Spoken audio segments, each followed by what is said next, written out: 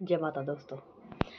जैसे पीपल को वृक्ष के अंदर सबसे बड़ा माना गया है, पीपल के वृक्ष को उसकी पूजा होती है। और जो पीपल का वृक्ष होता है वो हमें ऑक्सीजन भी देता है सबसे ज्यादा मात्रा में। ऐसे ही जो एकादशी का व्रत होता है वो व्रत तो जितने भी हम व्रत करते हैं उनके अंदर सबसे बड़ा माना गया है, सबसे पावन। सारे व्रत एक एक तरफ और ये एकादशी का व्रत एक तरफ। अगर ये व्रत किसी बड़े महीने में आ जाए, बड़ा महीना यानी कि जो हमारे हिंदू धर्म में जो हिंदू महीने होते हैं उनके अंदर अगर बड़ा महीना जैसे कि बैसाख का महीना, जेठ का महीना, सावन का महीना, कार्तिक का महीना, माघ का महीना, ये बड़े महीने माने जाते हैं। और अगर इन महीनों के अंदर अगर एकादशी का व्रत आता है तो उससे अच्छी चीज, अच्छी बात कोई हो ही नहीं सकती कि अगर हम इसका व्रत इस महीने के अंदर इस व्रत को करें। अगर व्रत ना भी कर सकें तो कम से कम जो इनके नियम है इनका पालन करें। अगर इनका नियम का पालन भी ना करें तो इस दिन अगर हम भगवान का नाम ले तो क्या होता है कि हमें उसका फल हजारों करोड़ों रूप में, यानी कि हम जैसे एक बार भगवान का नाम लिया तो हमें मल्टीप्लाई होके वापस मिलता है उसका फल, प्रतिफल।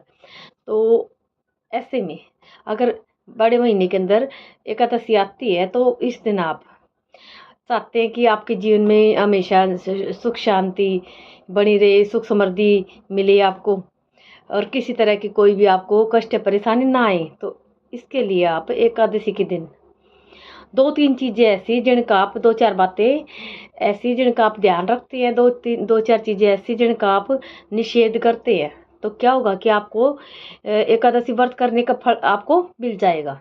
अगर व्रत करते हैं तो बहुत अच्छी बात, अगर नहीं कर पाते हैं तो इन बातों को ध्यान रखें तो आपको, यानी कि व्रत करने का प्रतिफल ही आपको मिल जाएगा। तो कौन कौन सी बातें होती हैं, तो सबसे पहला तो एकादशी दिन कभी भी चावल का सेवन ना करें। एक लहसुन प्याज का सेवन ना करें। तीसरा, एक बैंगन, इस दिन बैंगन भी निषेध माना गया है, इसका सेवन ना करें। इसके अलावा इस दिन कभी भी महिलाएं, विशेष महिलाएं अपना सिर ना धोएं। और महिलाएं हो चाहे पुरुष हो कभी भी अपने जैसे कि बाल ना कटवाएं, सिर के बाल ना कटवाएं, या फिर सेविंग वगैरह ना करें, यानी दाढ़ी मूछ ना बनवाएं इस दिन। और कर सकते हैं तो इस दिन ओम नमो भगवते वासुदेवाय नमः, ओम नमो भगवते वासुदेवाय नमः, अगर इस मंत्र का 108 बार जाप, 108 क्या, अगर मन से करते हैं तो एक बार भी आपको अच्छा प्रतिफल देगा, एक बार लिया गया नाम भी।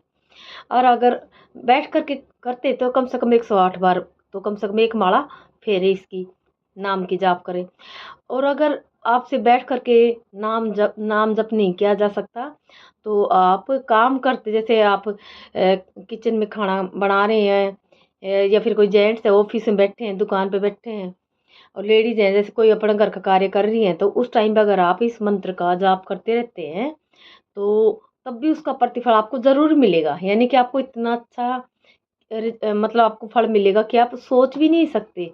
देखो वो बोलते हैं ना कि जो भगवान होते हैं, हर इंसान आस्तिक नहीं होता, लेकिन जो नास्तिक होते हैं वो बोलते हैं कि भगवान कहाँ है, किसने देखे हैं।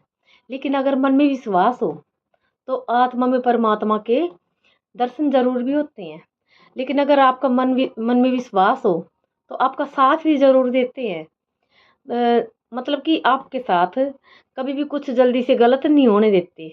बस आपके अंदर आपके खुद के विश्वास के होने की जरूरत है बस, और कुछ भी नहीं।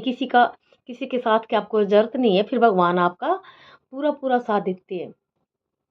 तो कोई भी ऐसा कार्य कभी भी ना करें जिससे कि आपकी आत्मा को चोट पहुंचे, या फिर किसी दूसरे की आत्मा को चोट चोट पहुंचे।